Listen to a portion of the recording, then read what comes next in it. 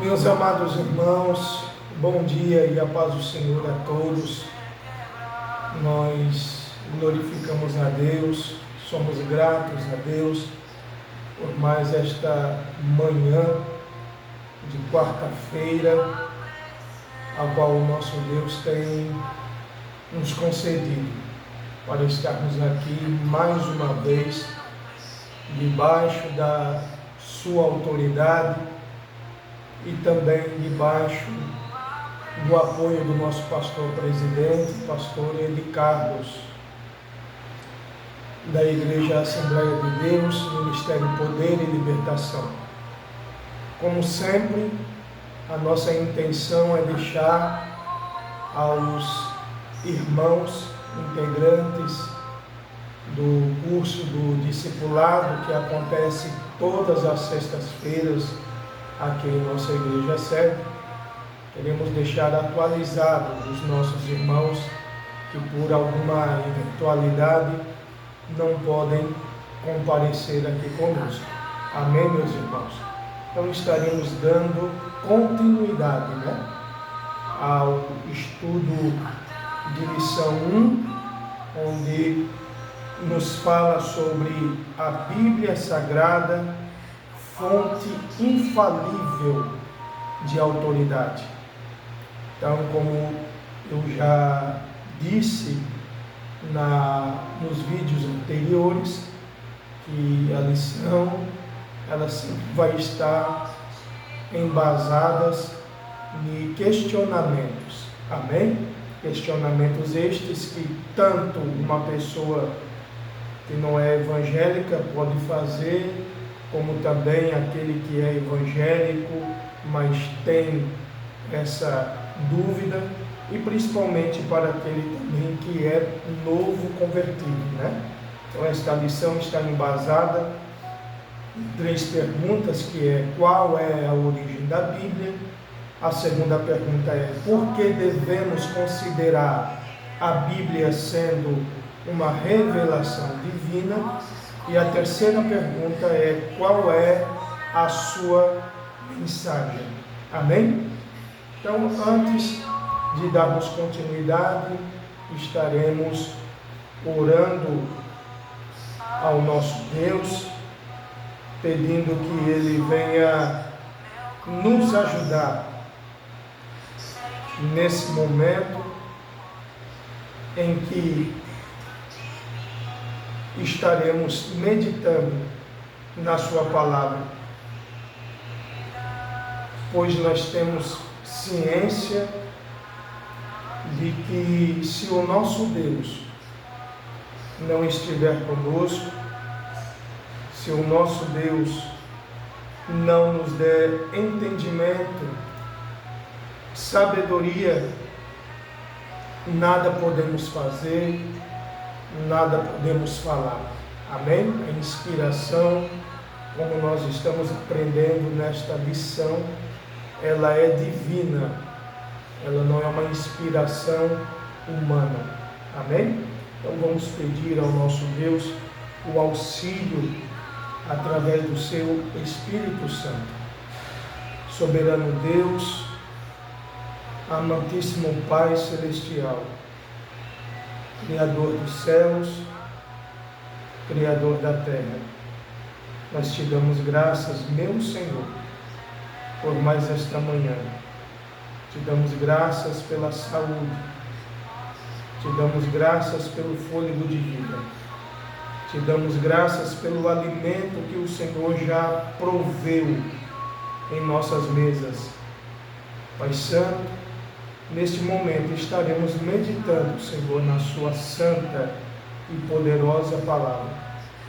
Pedimos, como sempre, que o Senhor, através do seu Espírito Santo, venha nos conduzir em tudo, Senhor.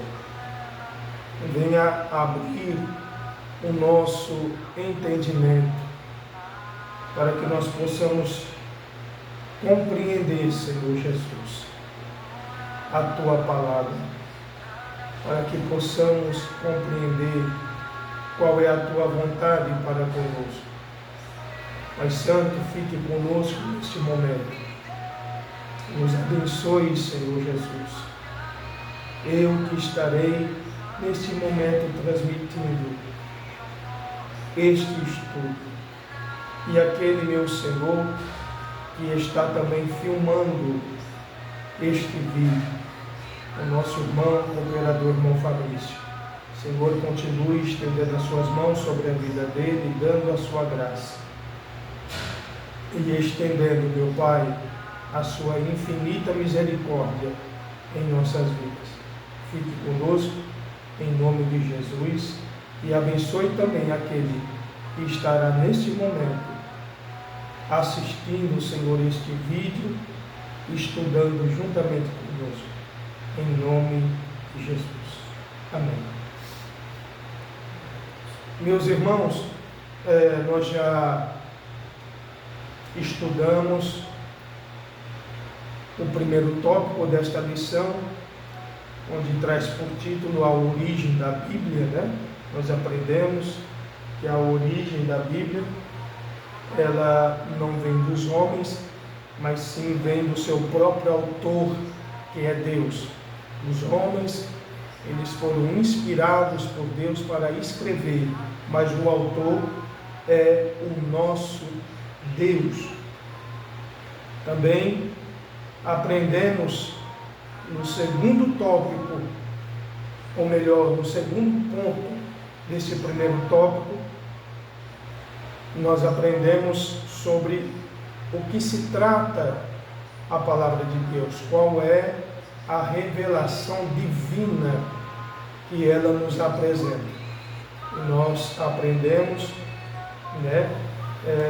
embasado em algumas afirmações de estudiosos, eles resumidamente nos apresentam que a revelação divina da Sagrada Escritura, ela apresenta revelação geral e a revelação especial. Aí nós aprendemos que a revelação geral, ela consiste naquela que Deus fez conhecer em toda parte, usando meios principais.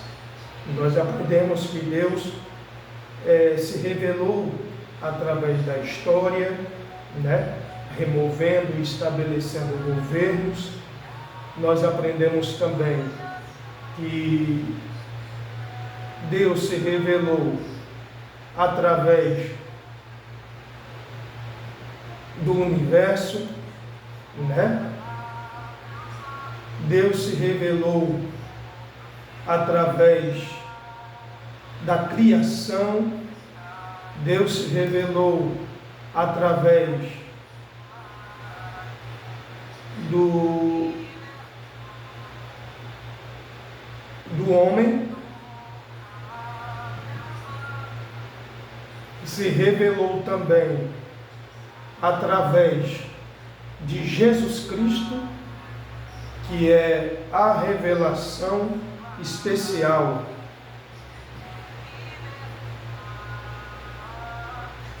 E agora estaremos entrando. Deixa eu abrir aqui, irmãos.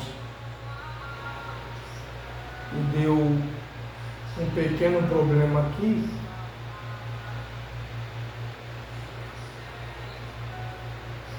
Mas vai ser resolvido.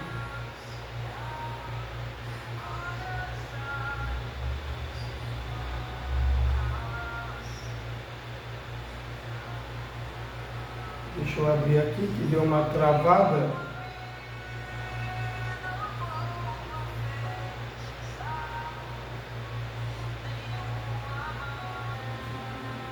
Pronto, meus irmãos. Foi resolvido aqui o problema, que deu uma travada. Nós estamos aqui de volta. Como eu estava dizendo, a Bíblia apresenta uma revelação divina, E resumidamente, os estudiosos afirmam que esta revelação divina, ela está fixada em duas colunas, a revelação geral e a especial.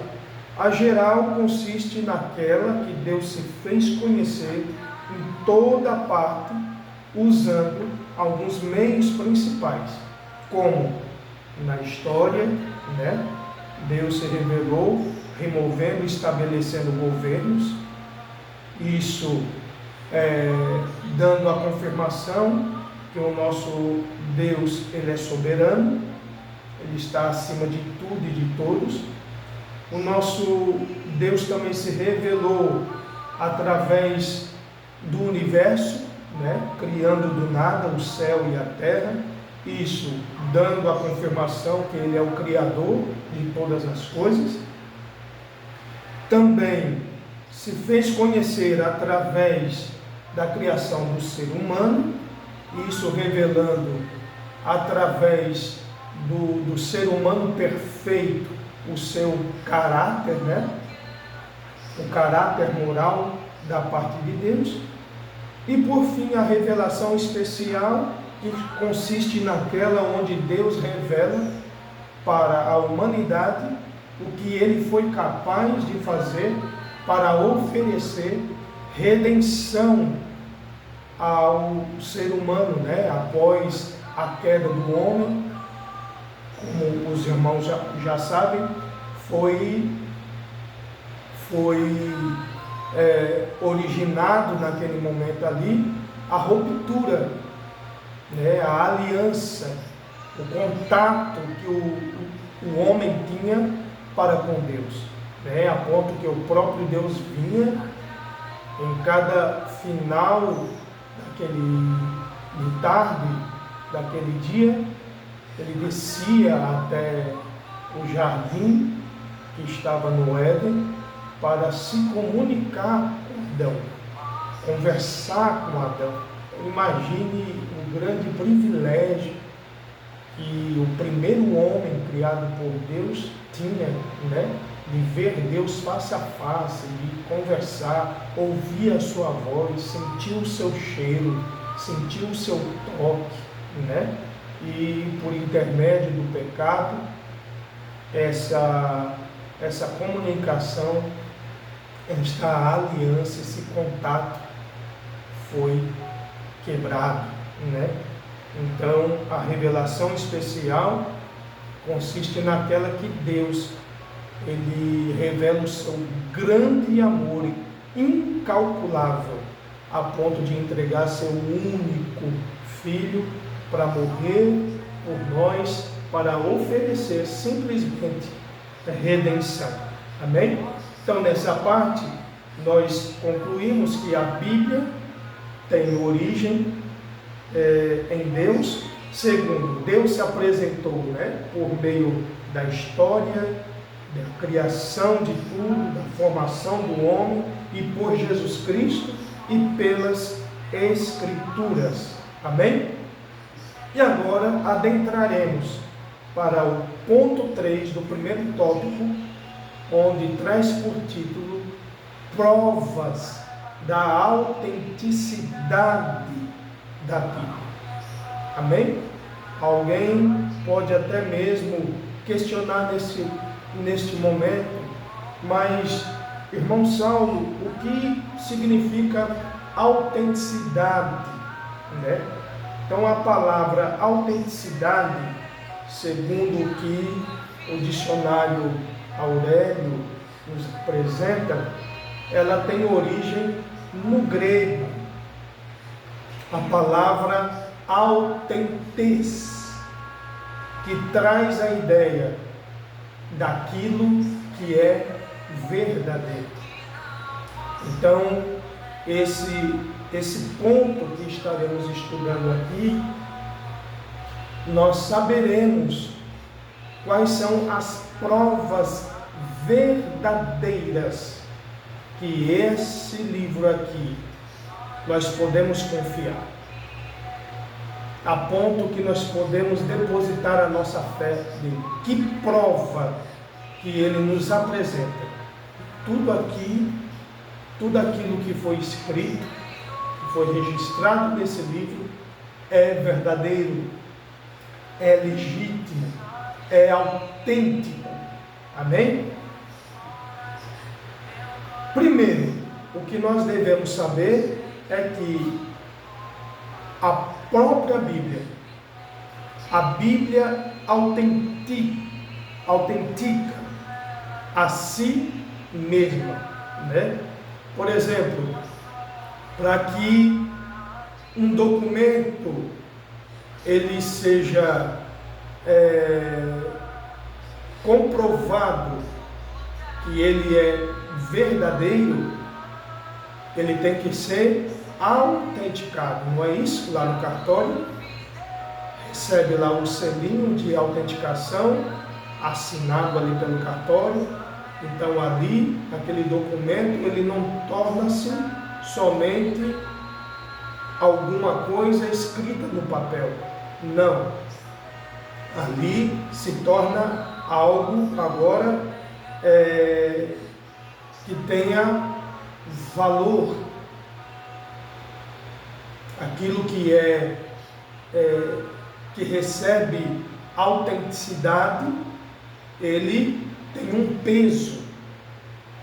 Então, a primeira coisa que devemos saber é que a própria Bíblia, ela dá esse valor, esse peso, essa autenticidade dela mesma.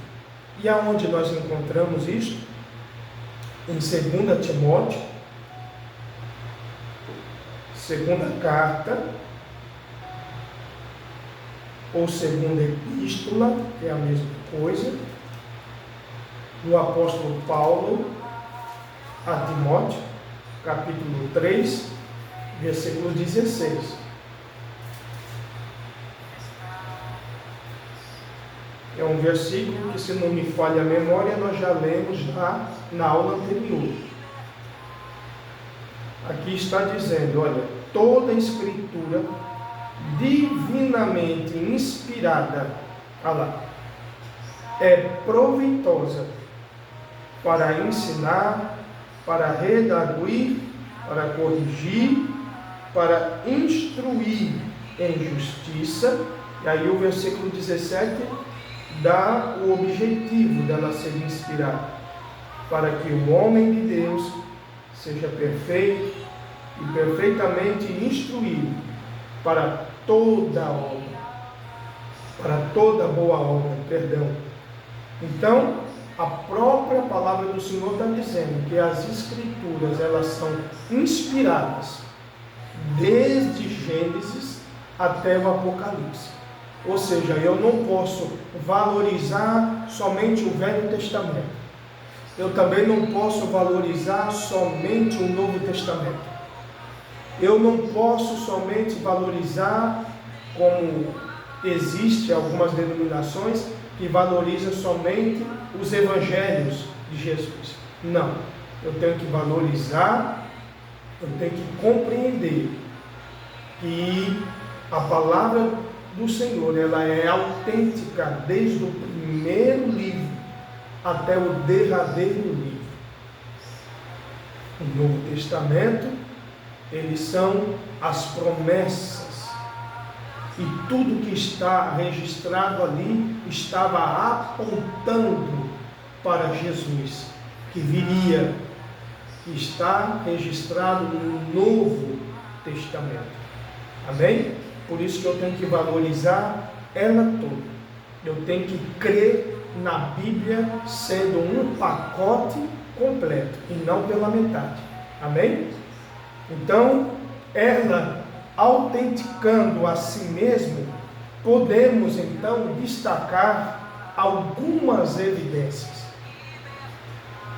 Ou seja, provas que venham confirmar isto, tanto internas, ou seja, algo que está dentro dela, quanto externas, provas internas em relação a este livro e provas externas em relação a este livro, que faz com que seja ratificado, confirmado a sua autenticidade.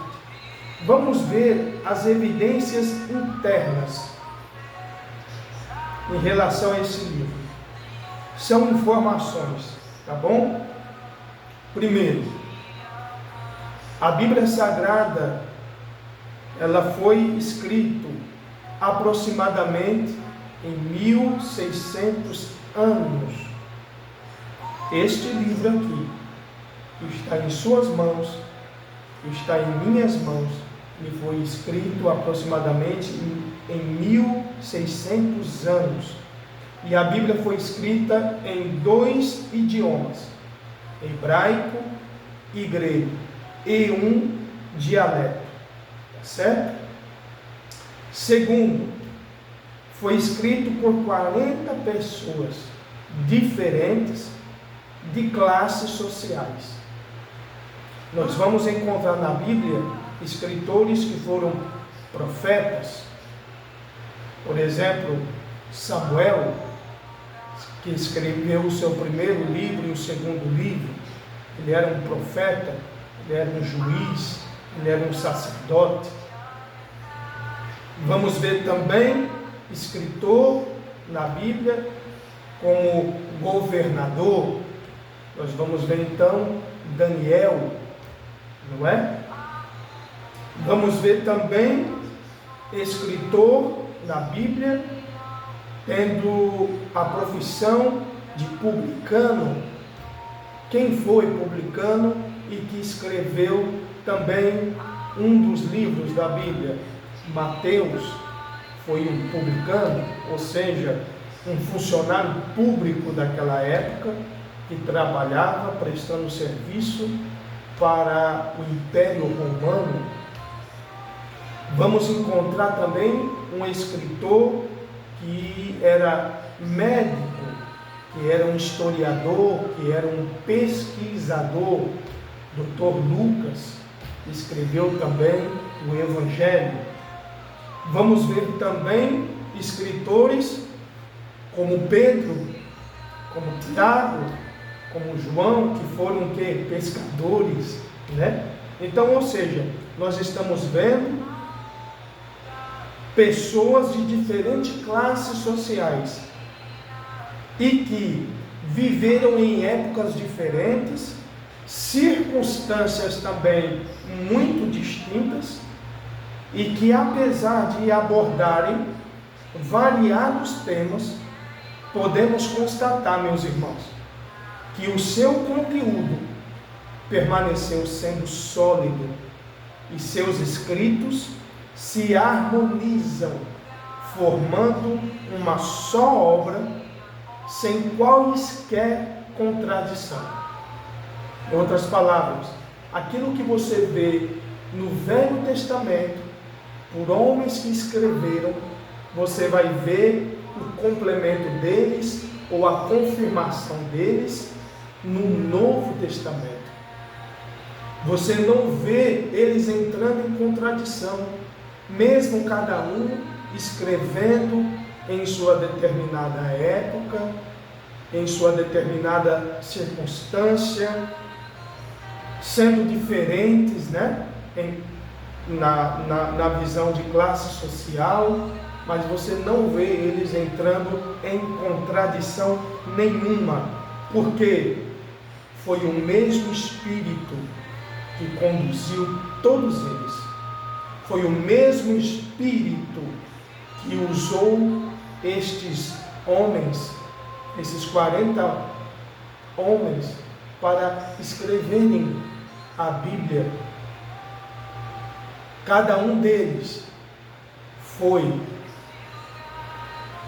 um porta-voz, vamos dizer assim, do próprio Deus, para revelar para nós a sua vontade. Nós vemos isso em Salmos, número 18,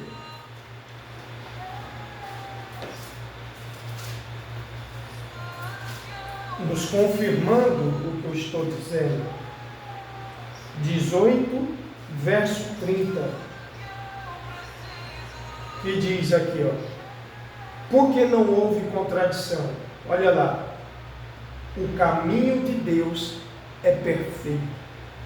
A palavra do Senhor é provada, é escudo para todos os que nele confiam. Então, por que não entrou em contradição? Porque o nosso Deus é perfeito, porque a palavra de Deus é perfeita e ela é provada. Ou seja, você pode tirar dela provas, procurar meios para ver se ela entra em contradição, e ela não entra em contradição. Tudo está interligado. Um é um complemento de outro. Por exemplo, se você ir para os evangelhos, Mateus, Marcos, Lucas, João, você vai ver ali, alguns episódios que foram repetidos. E você pode até encontrar, por exemplo, algo que Mateus registrou, que Marcos não registrou, que Lucas não registrou, mas você vai encontrar João registrando. E isso, entre eles, os irmãos vão ver. O que nós podemos concluir? Que um não registrou, o outro falou, mas na verdade todos falaram o que todos nós precisávamos saber. Tudo aquilo que eles registraram foi um complemento do outro, e que nós deveríamos saber foi falado na boca dos 4 homens. O que um não falou, mas destacou uma informação. O que esse destacou, outro destacou outra coisa. E todos falaram tudo o que precisava ser falado. Amém? No Salmo 33, também diz, no verso 4, porque a palavra do Senhor é reta, e todas as suas obras são fiéis. Em outras palavras, são confiáveis. Não há contradição. Outra evidências internas. Por meio da leitura, é possível ouvir a voz de Deus, agindo como uma espada cortante e um fogo que faz arder o nosso coração. Ou seja, se não fosse verídico, você não sentiria nada ao ler a palavra de Deus. Eu não sei se você já sentiu isso, quando você, antes de você abrir a Bíblia, você dizer: Senhor, fala comigo. E quando você abriu a Bíblia, o Espírito Santo te direcionou aquilo que você precisava ouvir. A resposta que você precisava ter naquele momento, você adquiriu. O que foi isso? Isso é uma prova consistente que o que se trata aqui é algo autêntico, é algo espiritual, é algo muito sério, Lucas, ele diz, meus irmãos, no capítulo 24, se você possuir a sua Bíblia, possui melhor a sua Bíblia neste momento, por favor, abra. É muito importante você estar assistindo este vídeo, estudando, mas com a Bíblia junto, para que você venha confirmar, certo? No Evangelho São Lucas,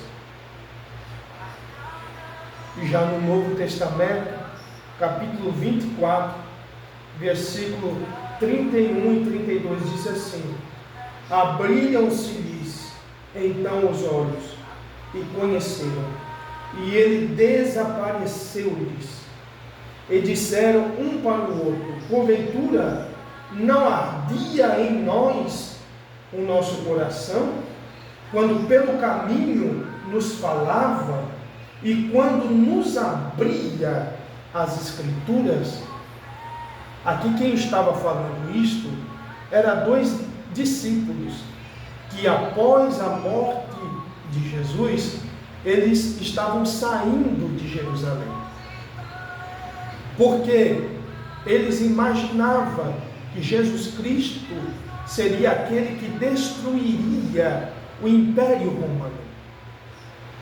Mas, para decepção deles, Jesus foi morto, crucificado, que era a pior sentença da época.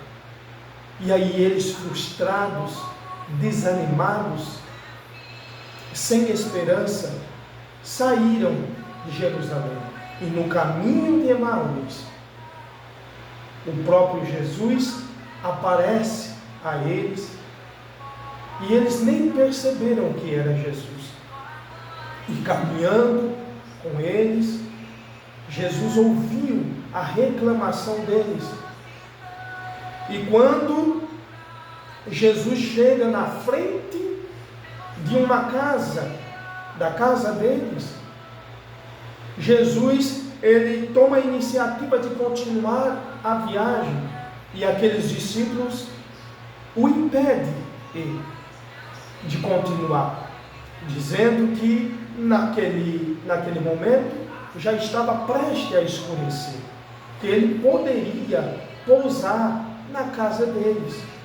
E aí Jesus aceita esse convite, e diz a Bíblia que Jesus entra e começa a falar das Escrituras. E como nós acabamos de dizer, como as Escrituras se trata da palavra de Deus, a palavra de Deus começou a mover o coração deles, começou a arder o coração deles, porque quando nós ouvimos a palavra de Deus, é isso que acontece. A palavra de Deus nos cura, a palavra de Deus nos purifica, a palavra de Deus nos liberta, a palavra de Deus nos faz sentir algo diferente, e foi o que eles estavam sentindo. E aí foi quando, no momento em que eles iriam se alimentar, quando Jesus foi partir o pão, ali eles reconheceram que era o próprio Jesus Cristo que estava ali. Amém? Então aqui já nos mostra mais uma evidência interna que a palavra de Deus, ela tem a sua autenticidade, que ela é verdadeira. Por quê? Ela tem unção, ela tem graça, ela tem poder, ela não é um livro qualquer. Todas as vezes que você ler a palavra de Deus, você vai receber uma resposta, você vai receber um refrigério para a tua alma. Ela tem poder de saciar a tua sede. Amém? E é o que eu te aconselho, no momento em que você se sentir preocupado, vazio, sem esperança, leia a palavra de Deus. A palavra de Deus, ela vai ser o socorro certo para a tua alma. Então podemos comprovar que a veracidade das Escrituras, no cumprimento das profecias, que foram anunciadas muitos séculos antes dos eventos, e aconteceram com clareza e precisão. Amém?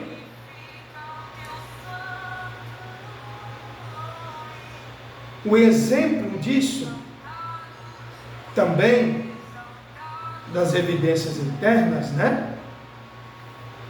internas, é que tudo aquilo que foi como promessa no Velho Testamento, por isso que eu disse antes que tem que ser valorizado tanto o Velho Testamento quanto o Novo, porque o Velho Testamento é as promessas e o Novo Testamento são o cumprimento delas. Veja, em relação ao nascimento de Cristo, vamos pegar somente o personagem Jesus Cristo, tá? Sobre o nascimento de Cristo, nós vamos encontrar o profeta Isaías O profeta considerado profeta maior, o profeta que mais profetizou sobre a vinda do Messias. Olha que ele disse aqui, há muito tempo atrás, antes de Jesus Cristo vir. Isaías capítulo 7, versículo 14, ele diz, olha só o que Deus estava usando a boca do profeta Isaías para profetizar. Portanto, o mesmo Senhor vos dará um sinal. Ele estava falando para Israel.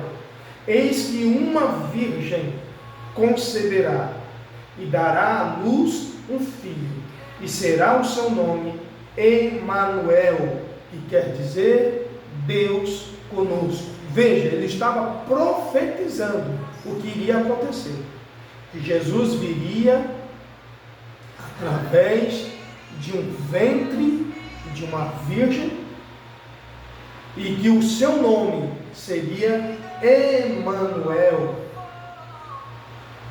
que significa Deus conosco. Aí você vê em Mateus, já no tempo do cumprimento, Mateus capítulo 1, versículo 23. E chegou e habitou numa cidade chamada Nazaré, para que se cumprisse o que fora dito pelos profetas: ele será chamado Nazareno. Amém? E veja aqui, 1:23. Eis que a virgem conceberá e dará à luz um filho, e ele será chamado pelo nome de Emanuel. Veja lá, que o profeta Isaías tinha falado lá atrás, estava cumprindo aqui. Traduzido é Deus conosco. Está vendo? Outra promessa sobre a morte de Jesus. Olha lá, em Salmos, número 22, versículo 16. Olha só, o salmista Davi foi usado por Deus para profetizar um dos processos durante a morte de Jesus Cristo na cruz. Ele diz: pois me rodearam cães, o ajuntamento de malfeitores me cercou, transpassaram-me as mãos e os pés. Veja lá, nós vamos ver isso através do apóstolo João, o apóstolo que foi mais íntimo de Jesus, e ele foi detalhista ao falar para nós o processo da crucificação. Então, no Evangelho segundo escreveu João, no capítulo 19, no versículo 36, ele diz aqui, porque isso aconteceu para que se cumprisse a Escritura, que diz: nenhum dos seus ossos será quebrado. Amém? Glórias a Jesus.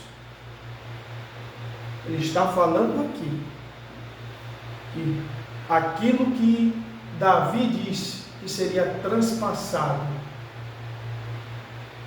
em seus pés os cravos, as mãos, os cravos, não ia ser quebrado nada do seu corpo. O João está aqui declarando isso, que não foi quebrado, para que se cumprisse aquilo que a Escritura tinha falado. A questão do local da sua sepultura. Isaías, novamente, ele diz, no capítulo 53,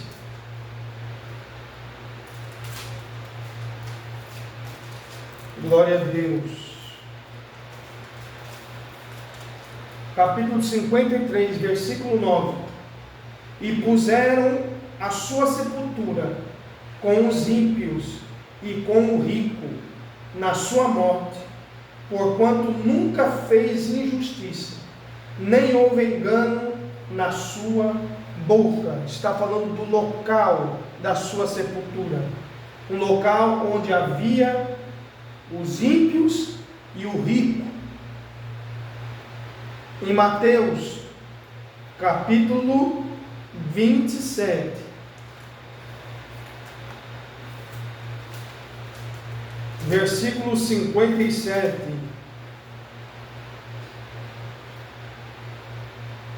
até 60, diz, e vinda já a tarde, chegou um homem rico, olha lá. Então, o sepulcro, o local onde Jesus foi sepultado, era de um homem rico, e este homem rico se chamava Arimateia, por nome José, que também era discípulo de Jesus. Ou seja, esse homem rico era um homem discípulo de Jesus, mas era um discípulo que ficava mais no anonimato. Mas no momento que Jesus precisou de um sepulcro, ele, um homem rico, disse: eu vou dar o meu sepulcro para ele. Olha lá, este foi ter com Pilatos e pediu-lhe o corpo de Jesus. Então Pilatos mandou que o corpo lhe fosse dado. E José de Arimateia, tomando o corpo, envolveu-o em um fino e limpo lençol e o pôs no seu sepulcro novo, que havia aberto em rocha, e rolando uma grande pedra para a porta do sepulcro, foi-se. Então veja, o que Isaías falou no capítulo 53, versículo 9, dizendo que era de um rico, aconteceu em Mateus capítulo 27, versículo 57 a 60. A Bíblia também falou sobre a sua ressurreição, através do salmista, Salmo de número 16, e isso é só confirmando que a palavra de Deus é verdadeira e ela não entra em contradição. E tudo que foi profetizado no Velho Testamento foi cumprido também no Novo. Salmo 16, versículo 10: pois não deixarás a minha alma no inferno, nem permitirás que o teu santo veja corrupção. Vamos ver o que Mateus fala sobre isso. Capítulo 28, versículo 6, ele diz: ele não está aqui, porque já ressuscitou, como tinha dito. Vinde e vede o lugar onde o Senhor jazia. Estava falando então, o salmista estava falando sobre a ressurreição de Jesus, que Jesus não ficaria morto como os demais que morreram e não ressuscitaram, ficaram lá. Jesus não, ao terceiro dia ele ressuscitou, como foi profetizado. Amém? Agora vamos entrar nas evidências externas. A Bíblia comprova internamente que ela é verdadeira, e tudo aquilo que foi profetizado foi cumprido na sua íntegra. Mas as evidências externas, o que o mundo confirma que este livro é verdadeiro? Podemos verificar, olha lá, através de outras fontes históricas que apontam a autenticidade da palavra de Deus.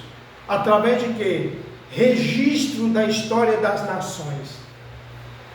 Se vocês virem os registros históricos de Israel, você vai ter a confirmação de tudo aquilo que foi registrado aqui é verdadeiro.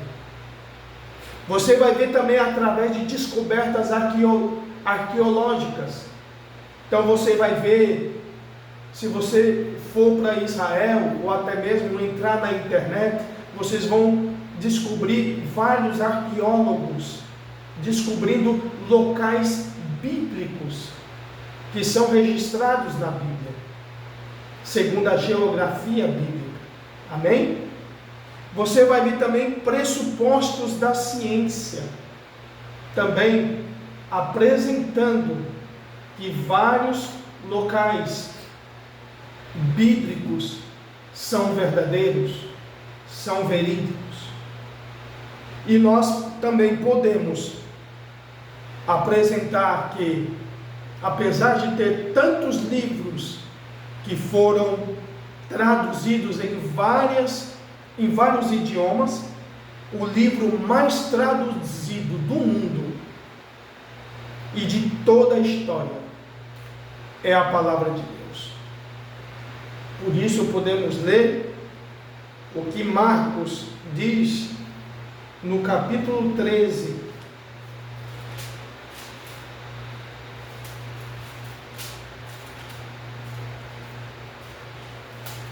do capítulo 13 e no versículo 31, que diz: passará o céu e a terra, mas as minhas palavras, disse Jesus, não passarão. Então, podemos ter a confirmação, podemos enfatizar então este ponto que estudamos. Primeiro, que a Bíblia Sagrada autentica a si mesma, ela mesma diz que é inspiração divina.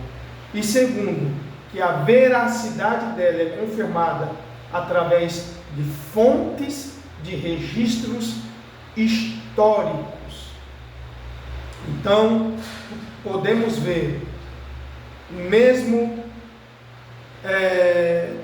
internamente, quanto externamente, que a palavra do Senhor, ela é verdadeira.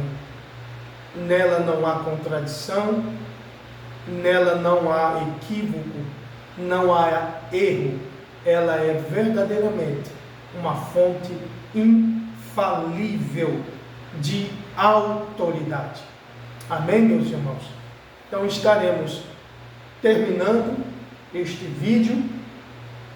No próximo vídeo estaremos adentrando, falando sobre a mensagem da Bíblia, né? Estaremos estudando sobre o poder desta mensagem. Então, neste ponto, nós estudamos sobre a autenticidade das Escrituras.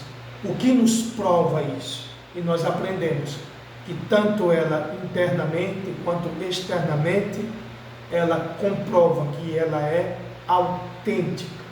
Tá certo? Então, que Deus vos abençoe. Estaremos fazendo mais uma oração para finalizar este vídeo. E que o Espírito Santo fale mais profundamente em seu coração.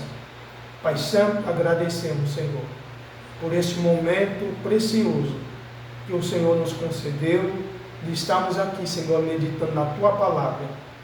Queremos Te agradecer, Senhor, pela Sua existência.